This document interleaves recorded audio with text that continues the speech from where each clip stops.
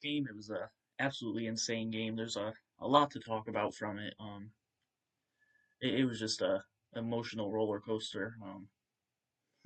I really can't wait to talk about this one.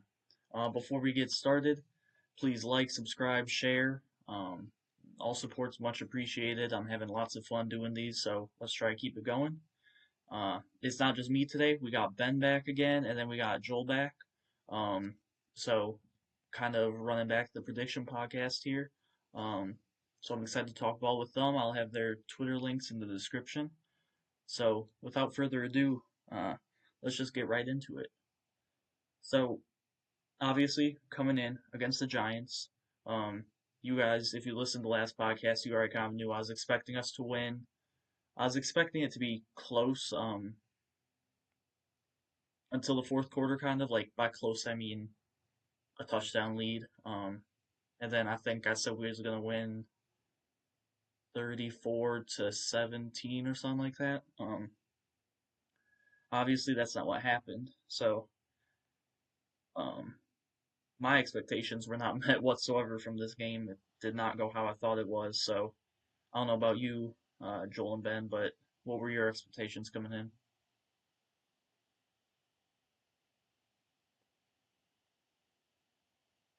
Yeah, I mean, I guess I'll start. Wasn't on the pod last week, but yeah, pretty similar to yours. I would say that my expectations were admittedly a little high. I think the players in the Twitter beef from the last week between Broncos country and the Giants fans there kind of got me a little more, my head inflated. I was thinking that this was going to be, similar to the Bengals game, where it was just the team was going to come out and dominate. Um, excuse me, but clearly, as they've shown, started a little slow, but we got what we needed in the end. Yeah, last week on the pod, JTB, I think I'm just right there with you. Predicted, 7 point win or so. I think I did 27-20 or something along that line. Um, but yeah, we recorded that before the Twitter thing between both teams, and we saw the same problems where penalties killed drives, the coaching blunders. Again, not playing a complete game, needing one quarter to do all the work. So yeah, I expected it to be close. I just didn't think it would, be anything close to what we saw yesterday. Yeah, I mean it was. We'll talk about that obviously, but it was just such a bad game to start. So I mean, really, let's just get into that right now. So my first takeaway point from this game is our offense was absolutely putrid. it was terrible early on. The play calling was really bad. Receivers weren't catching. Bo wasn't making competitive passes at all. He was overthrowing, kind of like we've seen all year. Um, the run game wasn't working. We weren't even using it that much though, so can't knock that too much. Um, I mean, it was just a horrible game from the offense to start. Um, Lots of the blame for me goes to Sean. His game plan early was absolutely terrible.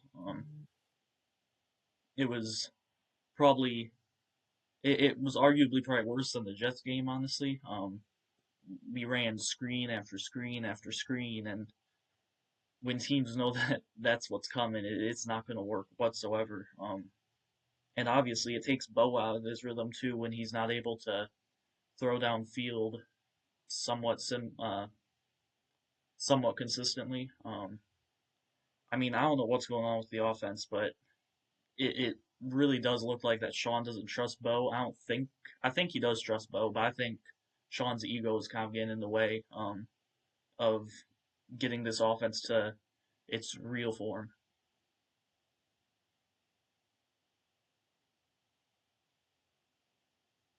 Yeah, dare I say it was 2022 esque for the first three quarters. It was really bad. Like every time that the defense even got a stop, as someone who's at the game, it even felt like, why are they even going back out there? Every drive was pretty much three downs and let's go, let's punt the ball back. Um, you hit pretty much everything I was gonna say. Just really bad, predictable play calling. Bo not able to really do what Bo does best. And I think that's really what's been causing this offense to sputter. We're not really playing to our strengths. Yeah, I agree. It kind of does remind me of like, the Russell Wilson, Nathaniel Hackett offense where they'd come out there and, have three awful play calls and then punt it away. Um, but I think my biggest takeaway was again penalties. It rivaled, the first game, many other games as well, but 127 penalty yards is just not acceptable. And we keep talking about the turnover battle, possession, all that stuff, but it's going to be hard to win any game when you have, 127 penalty yards. That's more than we had rushing. So, or sorry, until the third quarter. But if you look at the fourth quarter, and we talked about it last week, JTB, but we want to see four complete quarters of the offense. And if you just look at the fourth, Bo had like an entire game stat line, four touchdowns, 220 yards, like 70% completion. But we just need that for an entire game. And I think Joel and I talked about it a minute ago. But of our 7 games so far, we've only had one where we've scored in every single quarter, and that came against the Titans when we all thought the offense looked pretty bad. So I don't know. I think we just need to have one game where we look, routine all 60 minutes. Yeah.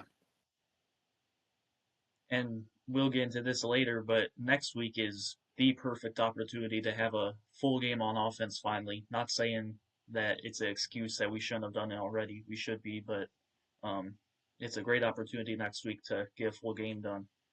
So my second point from this game is Ben kind of got into it, but defensive penalties have, I mean, just penalties in general have been absolutely brutal for this team. On the offensive side, it hasn't been as bad, but defensively, especially Coop, he jumped off sides, then Nick jumped off sides, PI penalties, face mask, just literally any penalty you can think of was called on this defense. And sure, you can blame refs for Roughing the that, but it's passer, been yeah. happening. Yeah, I mean, it's been happening every single week. Um, it's just we're looking like a super undisciplined team right now. I don't know what Vance Joseph or Sean Payton are even doing because it seems like we don't care that we're about to break the all-time penalty record. So I mean, something's got to change with the defensive penalties. I don't know what that is, but we got to fix this because against great teams, that's not going to slide.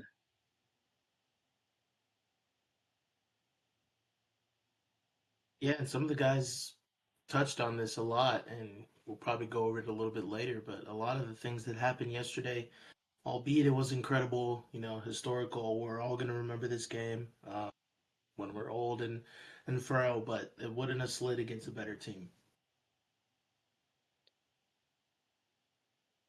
Yeah, and yesterday, on Twitter we were talking about how the offense just looks so elementary or like pee-wee the first 3 quarters. And I don't know if we have like a full rushing identity yet. It's weird with Harvey, as a rookie.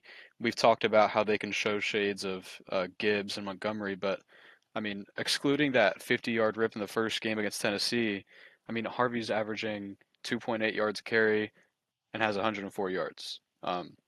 So that long run does skew his numbers, but 4 carries yesterday for 0 yards. He did. He's still useful, obviously out of the backfield. He caught that touchdown in the fourth, but I feel like we're getting closer and closer to Sean just relying on Dobbins the entire game. Yeah, and I wouldn't mind that. I mean, that's obviously a different conversation, but Yeah. I feel like when we're leaning on the running game, just having the three guys split so many reps, I think it's harder to establish an identity that way when we don't really know the roles of Bidet and Harvey really too well. We know who Yeah, J.K. Dobbins is. yeah, we talked about it, I think 1 or 2 pods ago, where Dobbins said he's more of a running back where he needs to find a rhythm, and we saw Sean switch out personnel to where Dobbins would get an entire drive and then Harvey would, but Dobbins has clearly taken over that one role, and against the Dallas defense, it's either one of those games where Harvey's gonna establish that 1A 1B, or Dobbins just is just gonna take away the running attack. So. Very interested to see what we do this upcoming game against Dallas. Yeah, I mean, we'll kind of get into what needs to change later down the line, but definitely we need to change up what we're doing with the running backs because, like you said, it's not working the best right now, especially for RJ. So yeah, like I said, we'll kind of get into that a little bit later, but this is everybody's least favorite Denver Bronco. I think. I don't think any fans support him or like him playing every single snap on this defense, but Alex Singleton every single week is absolutely terrible. Um, I mean, he can't tackle anymore. He can't uh he can't guard the slowest guys on the field. He can't play zone coverage. He can't be a QB spy. I mean, it's just absolutely brutal, and we have him out there playing every snap because he's got the green dot and everything, and he's a captain, and we trust him so much. And it's not going to change. But I mean, Alex Singleton has just looked absolutely terrible. It's been a really really bad year for him, and um, I mean, it's sadly not going to change. But I really hope it somehow does. Yeah, I mean, adding back Dre Greenlaw is really going to bolster this defense a lot in that department because you can confidently, I think all three of us can agree, at least two of the Giants' touchdowns early on were a blown assignment by Alex Singleton or him just not being able to keep up. You know, the broadcast, very famous lines of, oh, how's he so wide open? Well, you look back at the replay, you can see who's running after him about 10 yards behind. So hopefully that'll help, kind of fix that. I feel like Dable, being the offensive genius he is, knew to kind of exploit that a lot. Our linebackers out there, especially when Greenlaw wasn't out there. And yeah, I mean, he's really starting to become a bigger liability than we thought. Yeah, JTB and I last week floated like the possibility of who would be benched or, what certain packages would be brought up when Greenlaw comes back. And none of us thought he'd be back for this game, but, he did come back and we still saw Singleton in every single snap. So Yeah, I find it hard to, see a reality where you're benching the, number one sack leader for all inside linebackers in the NFL. Um, but, it was one game, it was just 20 snaps. So when Greenlaw, fills into that playing every snap role, I really hope we at least see some packages where it's him alongside Sternad. But, I'll give Singleton, 1 ounce of credit because his only good play was when he blew up Scattaboo. And then, he fell over, which, he had a free sack on Dart. But he did blow that play up and caused a, rushed pass, which led to that Sternad pick. But yeah, I mean, it feels like every game we're talking about, one or two or even multiple more instances where a blown coverage leads to a big touchdown. And we saw that against Philly, against the Chargers, against the Giants. I mean, it feels like every single week. So, I'm really hoping to see something from this coaching staff, a change in packages, taking Singleton out more. I don't know, but something. I mean, yeah, like you said, to give some credit to Singleton, his strength is definitely still there. He's still got the strength to be a middle linebacker, but those legs are just they're completely dead. I feel like kind of his reaction time is just kind of gone kaput. I mean, I thought coming into this year that maybe having Greenlaw out there, which we haven't seen this for sure yet, having Greenlaw out there would help Singleton out a lot and really help him become less of a problem.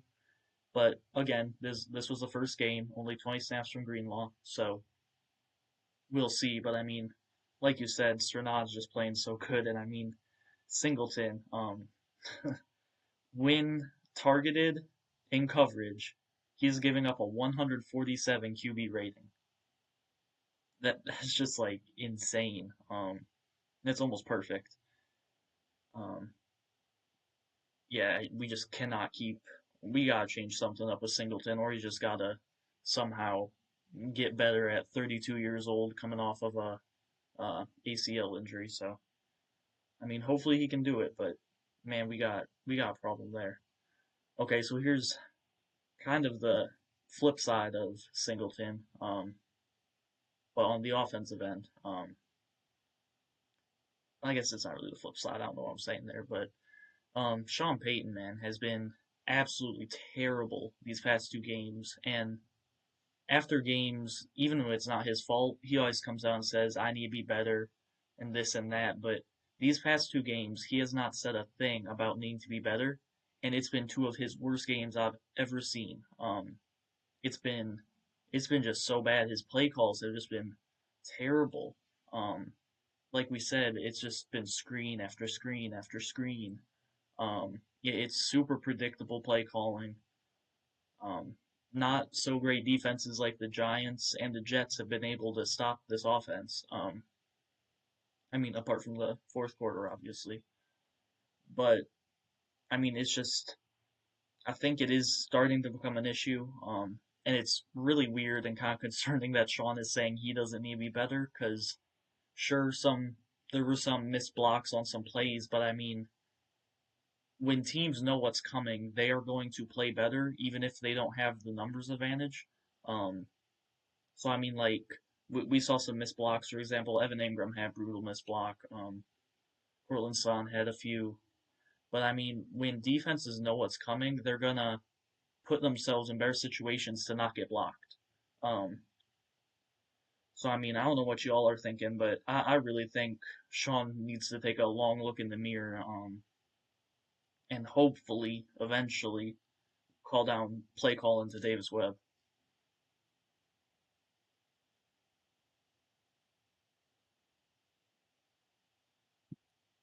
Yeah, I don't think his ego's gonna allow that to happen.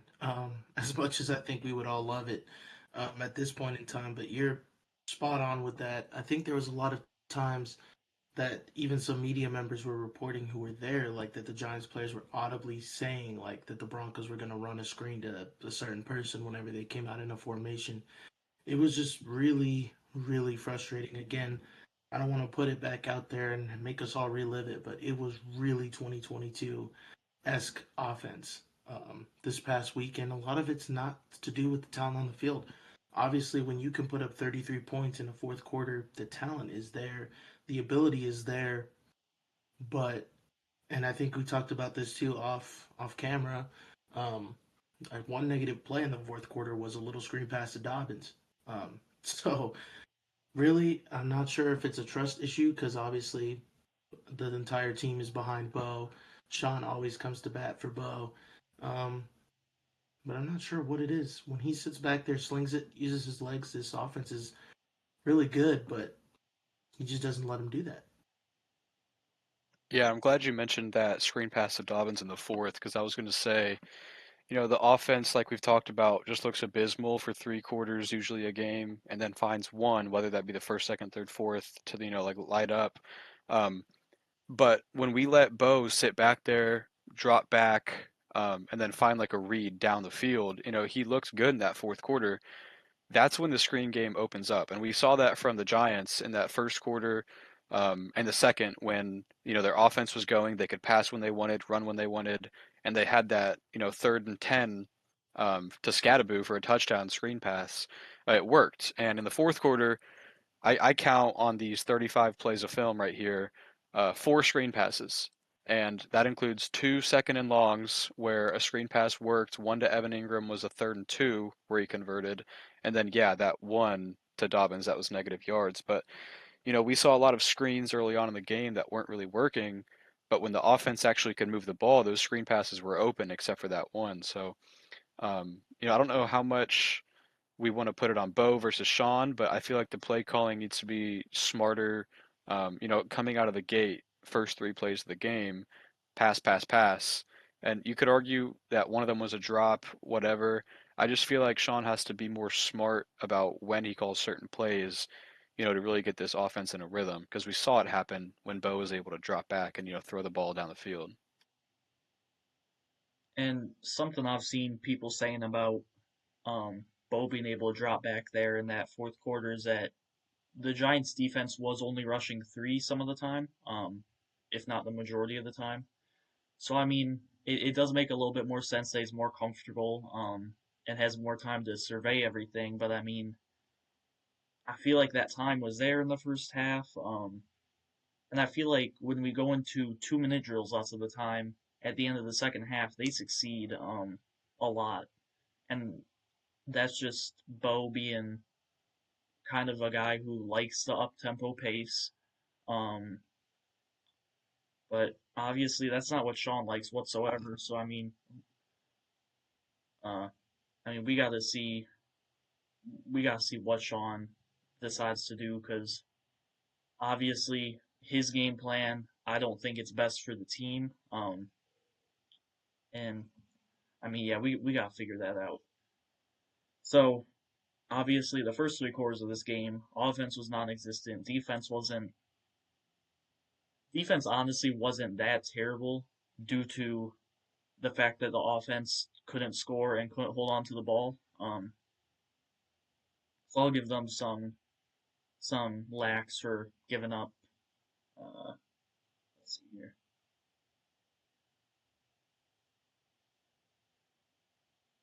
They gave up a touchdown and then I think another touchdown in the second half, and then they just had 2 field goals there in the third, maybe, or they have 2 missed extra points in the second, third. I don't know. Um, but the defense was okay. But going into the fourth quarter, after the third quarter, I was completely out of this game. I was rebranding myself on Twitter and everything. Trying to get something going with a reverse jinx, maybe. I don't know, but I don't know what your thoughts were, but that's what I'm trying to ask. Kind of is what was your guys' thoughts going into the third quarter, especially you, Joel, because you were there. So I mean, yeah, Yeah, so I mean, going in a half, I can remember very vividly Bo Nix taking a sack there when we're trying to get some points there in the 2 minute drill. Offense looks like they want to run a play, but the fans are not having it. They get booed off the field. Halftime rolls with the DT ceremony and all of that. Very emotional. I feel like that may have woken them up a little bit for the second half of this game. But then the way they came out in the third completely just crushed everything that I expected. I was thinking like we're gonna turn this around. We're gonna come out, get 7 right here, get a stop, get 7 again, and the kind of the opposite happened there. So I was same as you. I mean, I was sinking in my seat. I was thinking, wow, I really flew all the way out here just to watch Russell Wilson again. Like I could have just stayed at home to do that. Um, so yeah, especially when we finally got something on the board and then they come back and score right away. Um, I don't know. Can't even think of a strong enough adjective to describe what I was feeling. Just despair, um, devoid of all hope. And I won't bury the lead here of what happened at the end, but Ben, go ahead. Let us know how you felt. Yeah, I don't know. I was just very pessimistic after the first few drives. We talked on the last pod, JTB and I, about how the Giants' defense was like 26th in passing yards allowed, and also bottom of the league in rushing yards allowed. It was just a game where offense could have found its rhythm. And the first 8 drives resulting in 0 points was kind of just a big letdown. So, I mean, admittedly, in the fourth quarter, or I mean, let's say the end of the third quarter, I had absolutely no hope. I don't know how this offense can just go 8 drives looking absolutely awful and then go touchdown, touchdown, touchdown, touchdown, field goal. But I mean, it would be nice to see, like we've said for 7 weeks now, a full game. Um, I just don't get it. I don't get how the play calling can be vastly different. I know we're playing from a lead and the time's running out, but you'd like to see some of those touchdowns come earlier in the game to at least keep it competitive. Yeah, because we yeah. I were mean, in this game, when you think about it, even with our abysmal offense, for a long time it was 13-0. I mean, we really were right there to where a big play could have happened and we were one score away, right? So once they got the 19 that Tyrone Tracy just cut through the middle of the defense on that read option, it was I really felt like we lost right there, and you could tell some of the players kind of throwing jabs at the fans, saying stay the whole game. But after something like that, it was hard to. It was looking real bleak. yeah. I mean, like you said, Ben, I don't know how the play calling can be so different and have one of those paths go great and then the other one be so bad, but we still stick with the bad most of the game. I don't get that whatsoever. Um, but I mean, yeah, that all hope was really lost. It kind of felt like I don't think. I mean, obviously the players went out and continued to play, but I don't think anybody out there really thought, hey, we're gonna come back and win this game. Because I mean, these comebacks do not come often whatsoever. A 19-point comeback does not come often at all. So I mean, we talked about the first three quarters, so now let's talk about this fourth one because, man alive, it was a perfect half of football from us. Defense kind of fell off around this quarter, sadly, but when they played three really good quarters before that, you can't really get too mad at them. But Bo Nix in the fourth quarter went 16 for 25, 174 passing yards, two passing touchdowns, and two rushing touchdowns. Um, I mean, oh, and 46 rushing yards. He played a better game in the fourth quarter than some QBs did all week in this past week. It was a great performance in the fourth quarter just by, I mean, everybody really. Like we've said, the pass game really opened up because we kind of had to throw it more, but that opened up. The run game also opened up. Oh, that was the third quarter. Never mind. We only have one carry with JK in the fourth. I mean, yeah, the offense just when Bo is in that kind of tempo pace, when he's going fast, it seems to really be going great because that's what we saw in the Jets game in the first quarter, where he absolutely cooked and then did nothing for the rest of the quarters. We saw it in Indy in the first half. He absolutely cooked in that half, and then we went away from it, and obviously we know what happened. He kind of got taken out of his rhythm. He ended up throwing that kind of costly INT. Um, so I mean, it's obvious that Bo has a playing style, and it's what we did in the fourth quarter. But um, I mean, like we were just saying, I'll stop talking about it now. But for some reason, we just don't go back to it. Um, but I mean, that fourth quarter comeback, I haven't seen anything like that. That was just so amazing to watch. I mean, 33 points in the fourth quarter is absolutely absurd. Um, uh, that's only happened once before, and then another team, I think, no, Dallas tied it a couple years ago, and then another team from like 40 years back scored more in a quarter. But I mean, it was just a historic quarter by everybody, really. It was great execution by the offense. Defense, again, struggled, but I mean, yeah, it was a, I can't really say it enough. It was just a insane fourth quarter.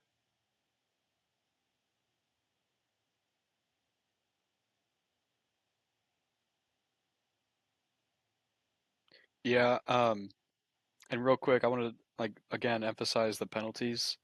I feel like the offense may have been able to get more of a rhythm, or the defense may have been able to keep it 7-0 versus 13-0.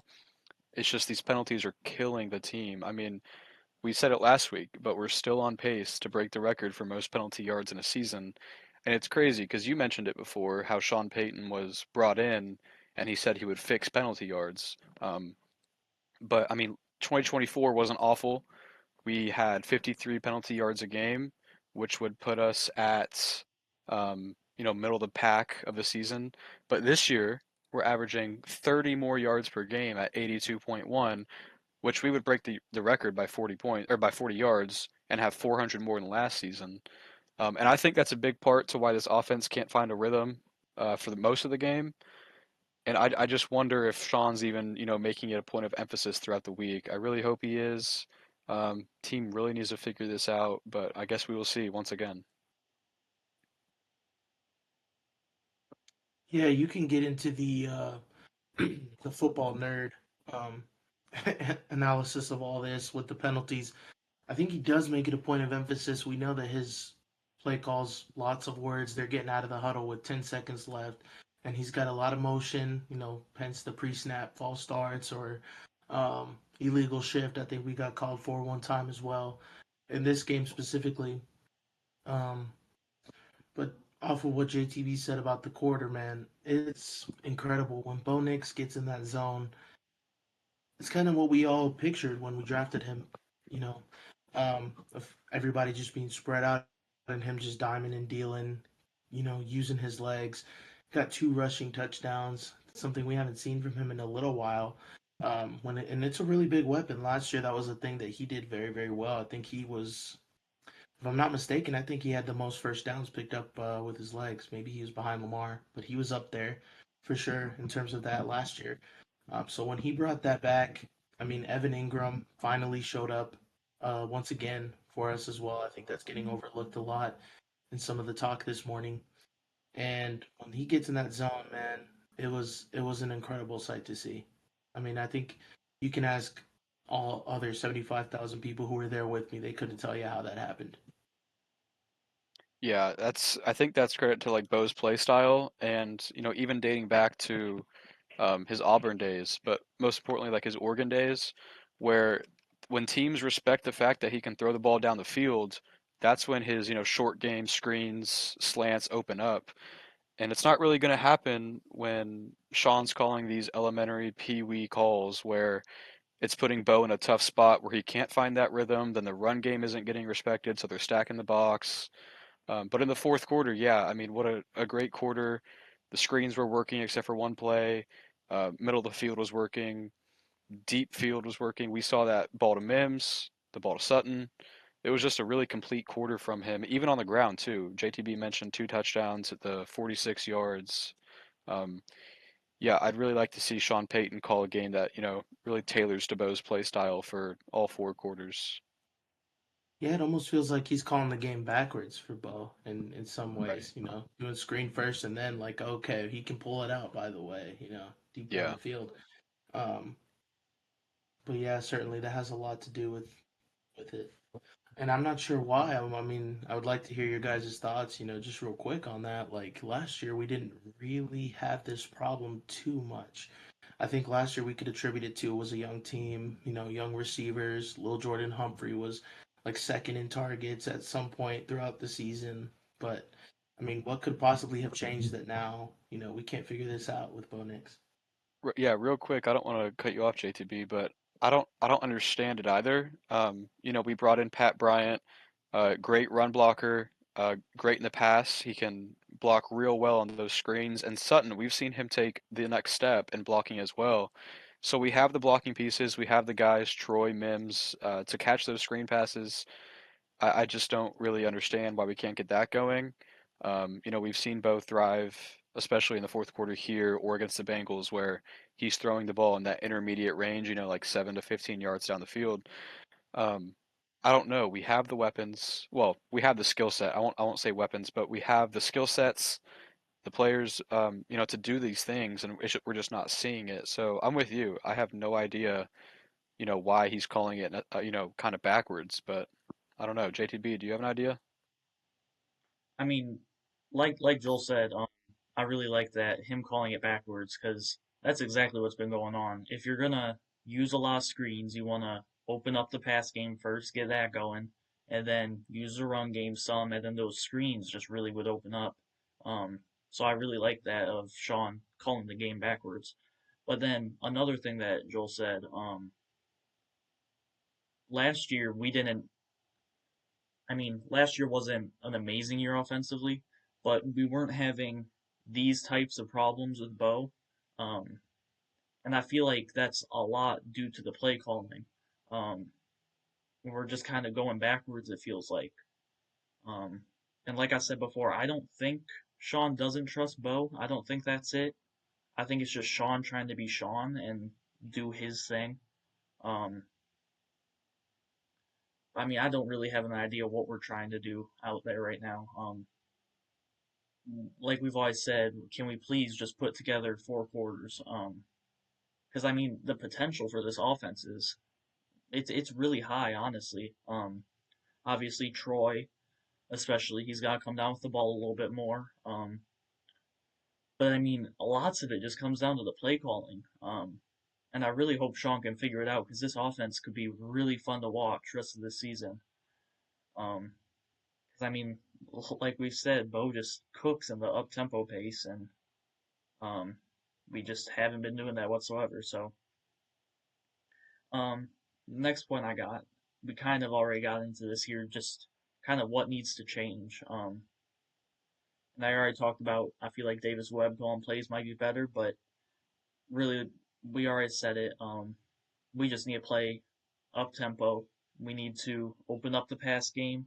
We need to establish the run game, and then we can go to those Sean specials of doing those screen plays because then they will open up, they will work. Um, I just don't understand why we kind of have gone away from our game plan last year.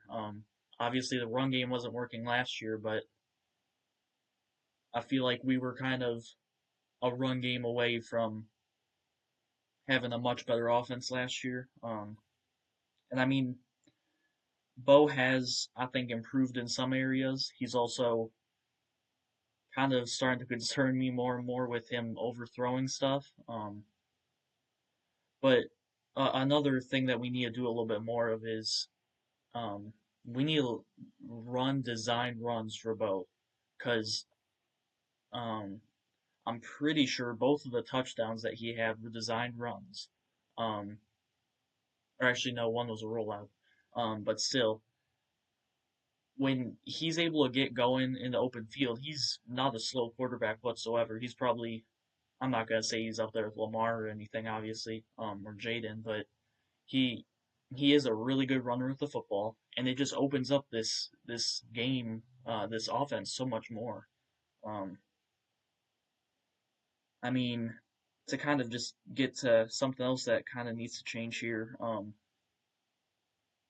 We still aren't utilizing our rookies how I think we should. Pat, I don't think he's getting enough targets. Um, he had four, so I mean, not too bad, but I don't know how many of those were actually like competitive targets. I mean, he had one reception for 6 yards. I think, really, I think we should keep spamming those slant routes with him until it doesn't work, because that's where a bulk of his yards this year has come from.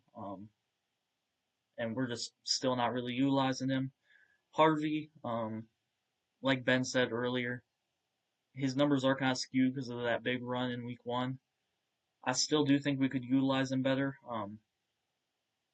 I mean, having a guy out of the backfield with RJ's speed and only giving him uh, two targets is kind of unacceptable to me, really.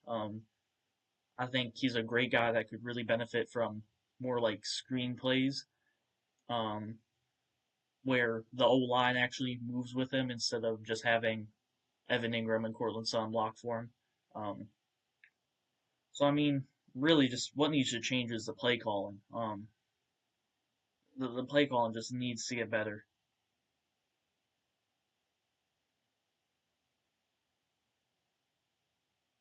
Yep, absolutely. But I mean, one thing, and not to, go too astray here. I know we're kind of, I don't know, the energy kind of feels, and I think J.K. Dobbins in his post-game interview kind of nailed it on the head. Like, it's exciting, it's great that we were able to put up 33, but we don't want that. We kind of want to do this throughout the whole quarter. But one thing that is encouraging now, if anything, between last year and this year now, is I mean, you could ask us last year, do you think we could put up 33 points, excuse me, in 5 minutes? I don't think so.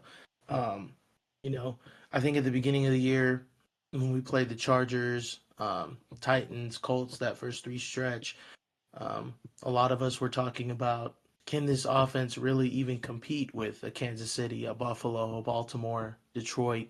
We were seeing kind of all these high-powered offenses go and show off for all of us in prime time, and we were like, wow, when we watch us play, it's looked really stale, horrible, and for the first three quarters that manifested with us again this week. But in that fourth quarter, man, if anything, that's really encouraging going forward. If we can figure this out and do this across four quarters, we're going to be a really scary team to stop later on this year. Yeah, I like what JTV said about, like what needs to change to open up the offense. And I going back to what you said, Joel, I think not us backwards, but I think defenses are starting to like look at us backwards in terms of instead of making us run to open up the pass, they're going to try and like force us to pass for them to open up the run. Because I mean, teams right now can just stack the box, and they'll credit to Sean's play calling. We cannot pass the ball, and then it kind of just puts our offense in that stalemate. But what you said about the run, I do think we need to get Bo more involved in the run game. And yeah, we saw it last season before the transversal back fractures. He was doing great in the run game, even those design runs. We saw a big one against the Saints, but it worked this game. And one point I want to bring up is I really want to see if we can get an offense going. Not late in the fourth where we can't run the ball, but when we can get an offense going, I want to see RJ more in that where these runs are actually breaking. We see it with JK week after week usually, but every single carry that RJ had this week was in the first quarter. And his longest was 4 yards. He had two negative rushes, but I'm like kind of dying to see RJ. When we have a lead, when the run game is opened up, he has the speed to house one, and we saw it versus Tennessee. I don't know, first game jitters, he got tracked down, but he has that speed that JK doesn't, and I'd really like to see that this upcoming week. Yeah, and that's a Sean thing that we talked about even in our prediction episode, right? When all three of us kind of predicted RJ Harvey to have a big year. That was the one question mark with Sean kind of not trusting him to kind of carry the ball in the fourth quarter. I completely agree. When the defense is worn down, that might be the opportunity more better suited to kind of switch Dobbins and Harvey out a little bit more. Maybe Dobbins to soften them up, Harvey to explode. So that's a really good point. Yeah, I mean, um, this, like Ben said, this upcoming week could be a really good week for us to really utilize kind of just everyone on this offense. Cowboys are 29th in rushing defense. And with our with our running backs, I really do think the potential is through the roof. Just gotta stay healthy and utilize them correctly. Um, but I mean, it would kind of be amazing to see like between RJ and JK to have a 250-yard game combined. I don't think we're going to utilize RJ enough for that to happen, but I'm really hoping we do because it could really open up just everything that we do with this team a lot. Um, so I mean, yeah, hopefully we start opening that up a little more. Kind of the final point from this game that I want to talk about is who was the main catalyst of this comeback. In my opinion, I really do think it was Bo. Really, I guess I would say Bo and the O line because they did a really good job blocking in that fourth quarter. Um, but I mean, like we said, Bo is just so good in the up tempo. And once again, he proved that. He led another game-winning drive this year. Coming into this year, we said we want to see Bo Nix put the team on his back at the end of games and win us some football games. And he did that against the Eagles now, who were undefeated at the time. He's done it against the Giants now. Um, he couldn't do it against the Chargers. Obviously, a QB, whoever it is, isn't going to be perfect in game-winning drives. But I mean, Bo, I really think Bo was the main reason we came back this week, and that's really encouraging to see after it's been a very wish-washy, kind of forgettable start to the year for him.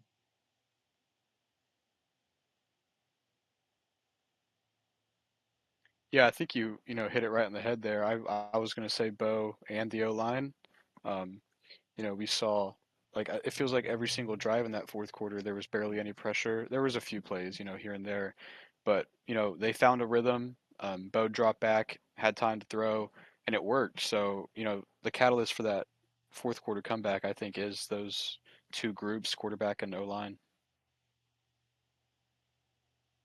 Yeah, absolutely. Got to give QB1 his flowers because, like you said, JTB, it's really been a little rough of a start for Bo Nix, and people started talking about his sophomore slump and whatnot. Is he really the best quarterback going forward? I mean, across a couple first halves this year, you already have people calling for Jarrett Stidham. So for him to really put the team on his back and like I mean that last touchdown run was just it gives you your answer to your question right there. He just right at the 2 minute warning, I'm gonna take this ball myself and I'm gonna run this in. Perfect execution there, and then way to have the cojones to lead us after Dart's touchdown as well to make the big throws that needed to be made, and get us into position to win a game. Yeah, I mean, like you kind of said there at the end, just kind of reminded me how I was feeling during the game. We came back, we got that touchdown. I was, I kind of got confident that we were going to win this football game again, and then Dart just absolutely walked us down. Went scored the touchdown. There were lots of defensive penalties. Just our defense just got completely obliterated that drive. Um, and I still had some hope that Bo was gonna be able to make the comeback, but I mean, he did it in um, I want to say it was two or three throws. I think he had one that was kind of like a shorter check down. I think it was like a design screen maybe or something like that. But I mean that throw to whether he was aiming for Mims or Sutton, I don't think we'll ever know. But they were both pretty much open there, and Mims ended up coming up with that one. That was just a great throw to kind of thread the needle between a bunch of different defenders, and then kind of going to the jump ball king and Cortland Sutton on the sideline there. That's kind of a play that when Bo throws it right, it's not going to fail that often because Sutton thrives in jump balls, and he does a great job at coming down with them all the time. And I heard after the game, Bo and Sean say that that was a play they drew up on Saturday. They had just walked through it. So, I mean, that was amazing to see. Apparently, it was supposed to go out of bounds, but luckily we had enough time to come down and spike it, so we were all good there. I mean, yeah, it was just a great fourth quarter there from Bo. And we've kind of already touched on this now, but after this game, um, what kind of worries you guys? What worries you guys after this game? I think my answer's, still going to be the same two problems every week until I see a change. But, I think the obvious one is penalties, and then the second obvious one would be the play calling early in the game, which ties along, the premise of the offense can't have four sustained quarters of good play. Hopefully the penalties are just, beginning of the season slump. I don't know. I mean, I don't think it's realistic to think we're going to go the entire season and actually break the record. Um, but the penalties do need to get cleaned up, and I think the offense does need to, find a rhythm for an entire game. Yeah, I'm gonna have to agree with what Ben's been saying this whole pod. Penalties, penalties, penalties. Um, how you described it right now, JTB, of Jackson Dart walking us down. You and the rest of Giants, all their whole fan base was gonna stick with that narrative, even though he didn't even have to complete a pass in that in that drive that they did. I mean, you can count the one to Wandale there at the end, but it was penalty, but he didn't really complete a single pass, and they got a touchdown to take the lead. Um, so I mean that can't happen. Even if it is a wishy-washy DPI on Moss, penalties is just a bigger issue overall, and it's really killed. Despite all of our flaws, there's still a lot of times where Sean can kind of turn the play calling around mid-drive, but then someone's holding, someone's illegal shift, we're backed up, we take a sack, we have a negative play, and it's all over. So I hope that we can go forward, play a clean game against Dallas, and it should be a fun one. But penalties, 100% top of the list. Yeah, I mean, I fully agree with both of those. Just to kind of take a little bit of a different route, I'll go Alex Singleton still being on the field all the time. Um, Play calling obviously and penalties are just those were they've kind of been the main factors all season. Riley has popped up kind of week in week out on being a worry. I'm still not fully sold on Riley Moss whatsoever, but he wasn't a problem really this week apart from that controversial DPI. So we'll kind of give him some lax. He played a pretty good game against some lower tier receivers, but Yeah, I mean Singleton just continues to really, really worry me, and then obviously the penalties and play calling are just abysmal so far. It's been really bad. So I mean, really, my expectations for the rest of the year they haven't changed very much. I think I predicted a 12-5 record maybe. I still think that's very much in play. That hasn't swayed all that much really. If you asked me at halftime of the Giants game, then I would have said, yeah, we're missing the playoffs, but that doesn't matter now. Um, so I mean, yeah, my expectations haven't really changed. We just need to, we really need to start utilizing Bo and the up tempo pace a little more, and then once that gets going, just pound the rock and then go with those screens, because that's kind of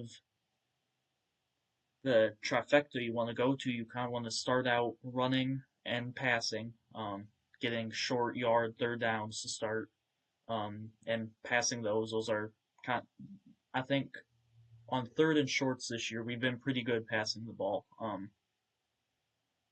So I mean we just gotta come out, establish a run game, um, and just kind of go up pace, get Bo in the tempo and in the rhythm, and then we can go to the screens around the end of the game because that's when they'll work the best. So I mean, yeah, I don't know about you guys, but my expectations for this year haven't changed. Yeah, and I don't mean to sidetrack, but real quick, I wanted to get your guys' thoughts on, that last touchdown we scored with a minute and 50 seconds left where Bo ran it in 18 yards.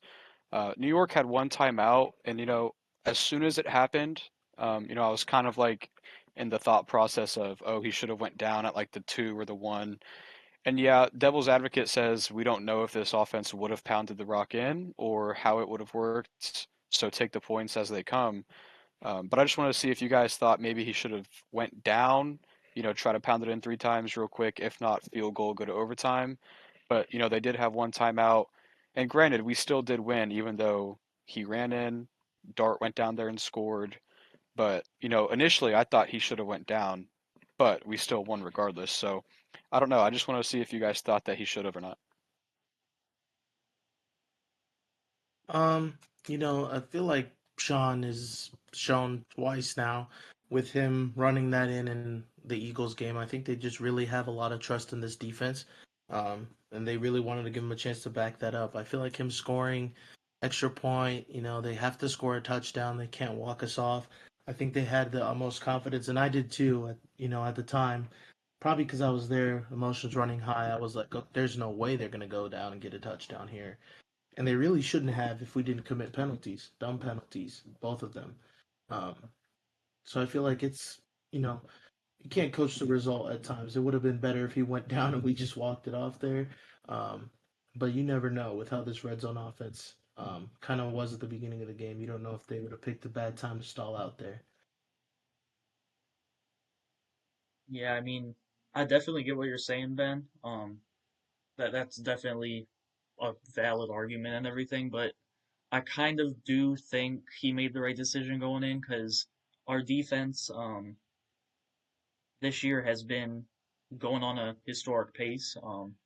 We're on pace to break the sack record, or at least before this week, we were on pace to break the sack record by 12, about 12 sacks. So I mean, really the only thing this defense has been lacking is turnovers.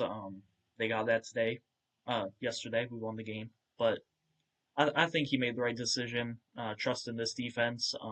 It's definitely kind of this team's identity is the defense right now. Obviously, the offense doesn't have an identity yet. So, I mean, yeah, I think he made the right decision just going in for the touchdown, trusting the defense. Obviously, um, that didn't work out in the end, but again, we couldn't know that when he went in the end zone. So, um, yeah, it's definitely something to think about, but we came out with the win. So, uh, like you said, it's not like a huge deal, but it's definitely a very valid question there.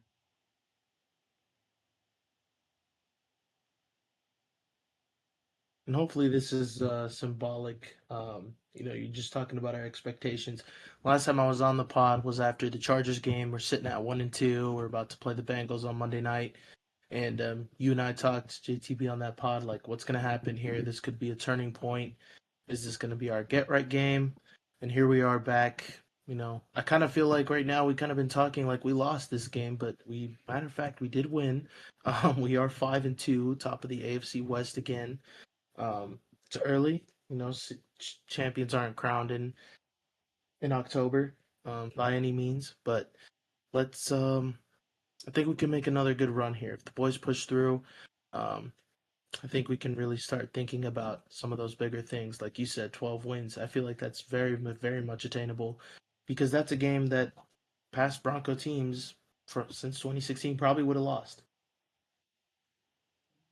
Yeah, 100%. And what gives me some sort of optimism is, the coaching staff, the players on the defense all week, they've been mentioning the fact that they went so long without forcing a turnover. And it seems like the common, response from every single one of them was they're going to come and they're going to, come in bunches. And we saw, that turnover late in the fourth.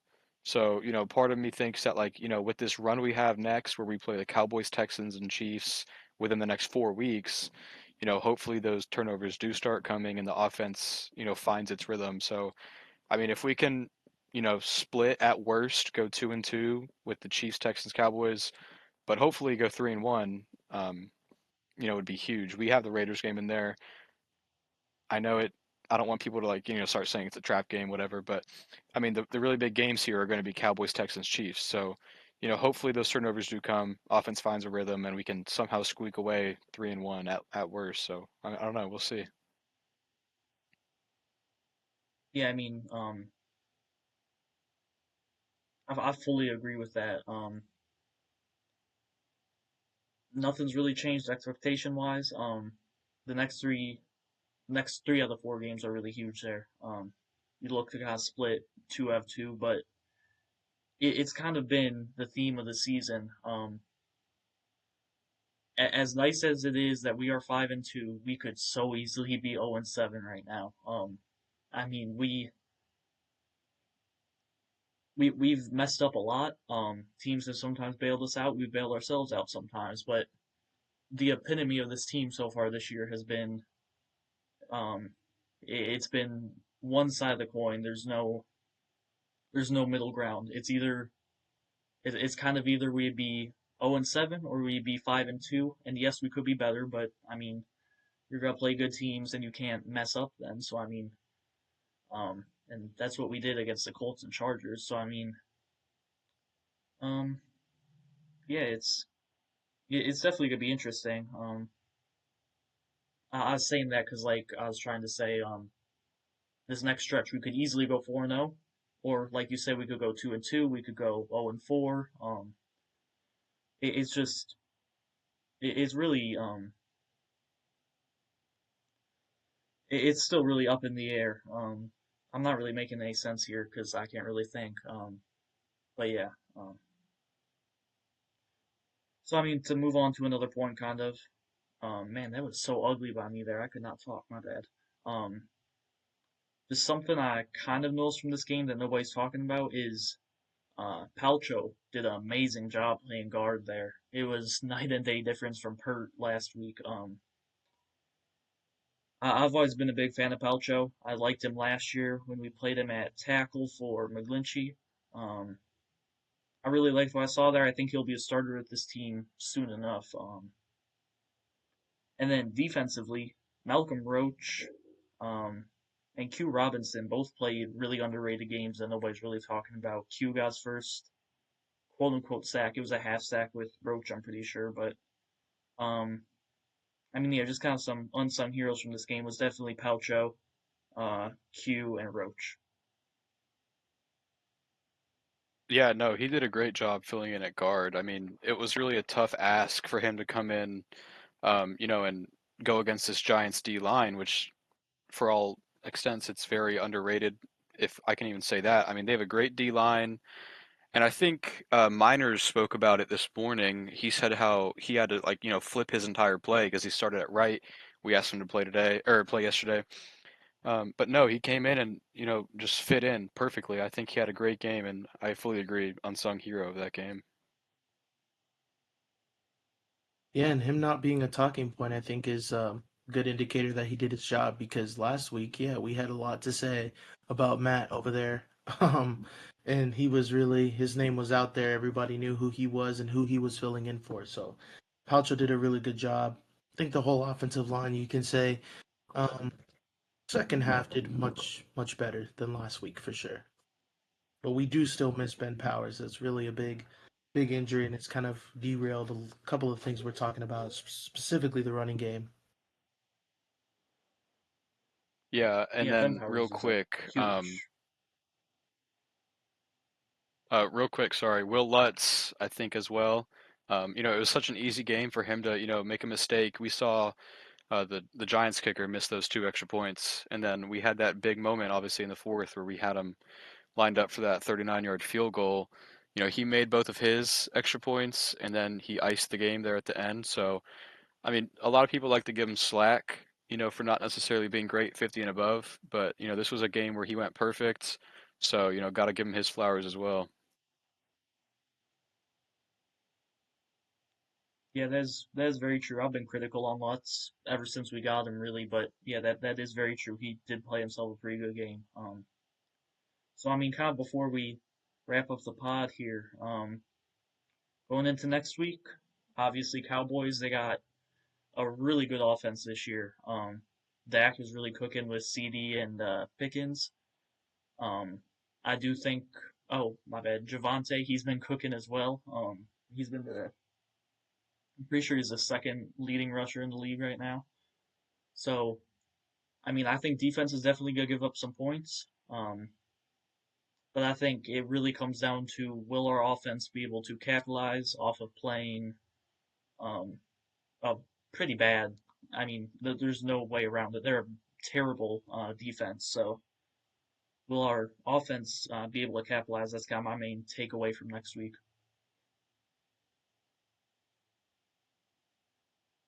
Yeah, no, I'm right there with you. They are allowing the most yards in a game. I mean, they're allowing on average 400 plus a game. When we talk about the passing game, they're also leading that. They allow 260, which is the most. And then once again, this is a game where I do want to see Harvey get some of those snaps where the offense is in a rhythm because here we see they're averaging 141, which is the third most. So it's just, one of those defenses, kind of like how we talked about the Giants, but we didn't see it, where the offense has a great chance to come in and, find its rhythm. And we can rely on this defense. We've seen it. I do worry, um, about Riley Moss against George Pickens. I don't know how they're going to play all that, but it'd be an interesting week to see if we can, get Greenlaw in with Sternad or, how Barron comes in. I think Greenlaw played more snaps than Barron, so I mean, I'm interested to see how Vance Joseph calls this game, but it's definitely, my takeaway, my expectation is for the offense to look good for at least two quarters. If they don't look good for the entire game, is that a problem? Maybe.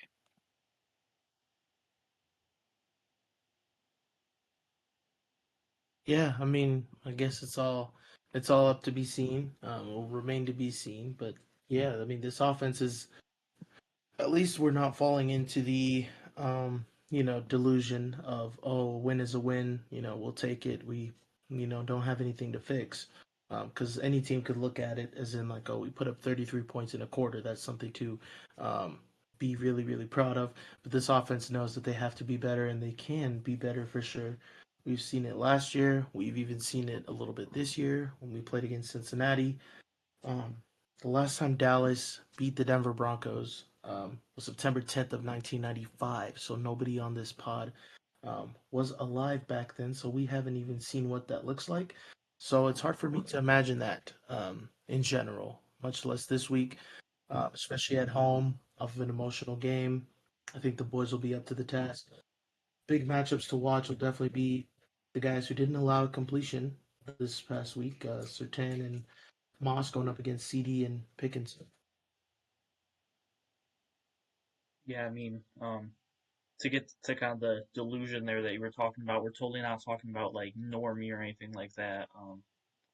Obviously, but um, Yeah, it should be a really good game. Moss and Pat are definitely two of the keys of this game, apart from the offense. Pat's kind of had struggles against Pickens. Um, haven't I don't know if he's played CD yet. Um, but if he has, I don't think he got cooked or anything because I feel like we'd be hearing about that by now. Um, but yeah, Riley does really worry me next week. That should be really interesting. So, I mean, we kind of covered next week a little bit. Talked a lot about this game, obviously. Kind of like you said, Joel. Yes, we won the game, but it was kind of a negative win almost. I mean, no win is negative, but you kind of get what I'm saying. So I mean, hopefully we really just lock in and really reach this potential because I really do think the sky is the limit for this team. I think we could definitely go out there and win the Super Bowl, but it's just about playing all four quarters, defense remaining the same, and kind of fixing up some of this personnel issues that we have with Singleton, with not getting the rookies utilized enough, and now with playing Greenlaw more. I don't know if it was true. We can kind of end the podcast with this here. I thought Greenlaw played a great game. Um, I don't know if this is for sure facts, but I don't know if Greenlaw played a single snap in the second half. So I mean that was kind of interesting, but yes, he is on pitch count, so I'm really excited to see what can happen when he comes back fully healthy because he looked really good in limited time. So I don't know what you guys saw of Greenlaw there.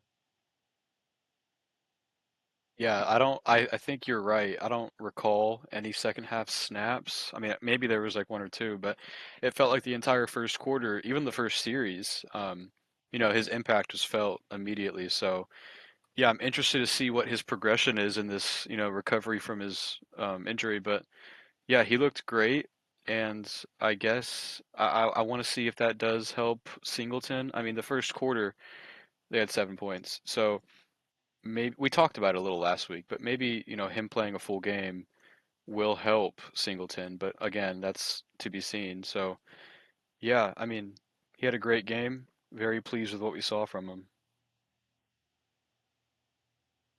Yeah, similar to when we did the prediction pod, and I was telling you guys about the Nick Benito's explosiveness in person, how quick that first step was. Greenlaw was just incredible. He was flying all over the field. He's going to make a huge difference for this team. And I think the encouraging thing, despite it only being 20 snaps, I think my biggest question with Dre Greenlaw is if he comes back and does stay healthy, is he even going to be that same player, that same, monster that we saw for the 49ers?